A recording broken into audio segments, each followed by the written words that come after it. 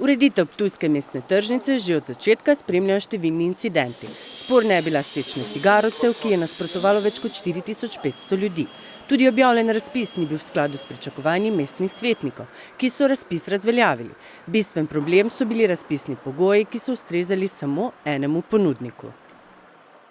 Ko smo videli, kakšni so razpisni pogoji, tako za nadzor, kakor za izvajalce, dejansko se nam je, bom rekel, res odprlo vprašanje, ali je to, kar si želimo.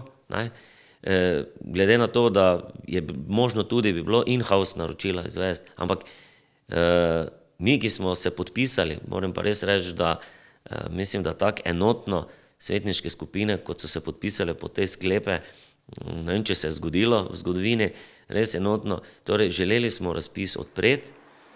Vprašljiva je bila tudi višina investicije, ki je narasla na 4,8 milijona evrov. Torej, gledajte, naša ocenjena vrednost investicije, kjer smo imeli od spodaj 150 parkirnih prostorov in od zgoraj 3 etaže pozidave, je bila nekje med 3 in 3,5 milijona evrov.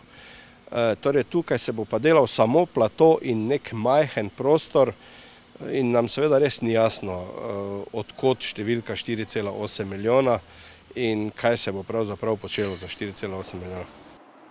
Nejasnosti se pojavljajo tudi v samem razpisu, ki je sicer objavljen na spletni strani ptujske občine, toda tam manjkajo številne dopolnitve in pomembne informacije.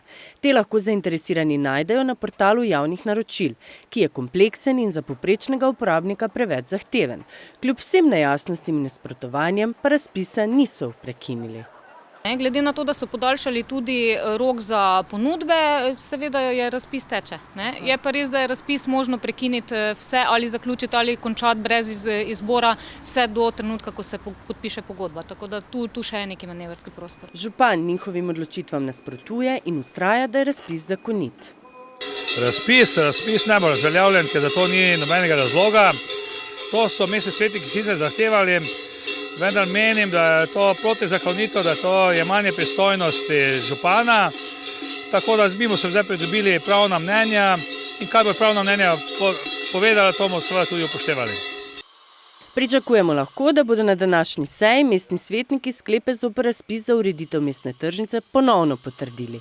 Potem je na vrsti župan, ki mora pridobiti mnenje nadzornega organa, v tem primeru ministrstva, ki bo ugotavljal, ali so mestni svetniki posegli v pristojnost župana ali ne.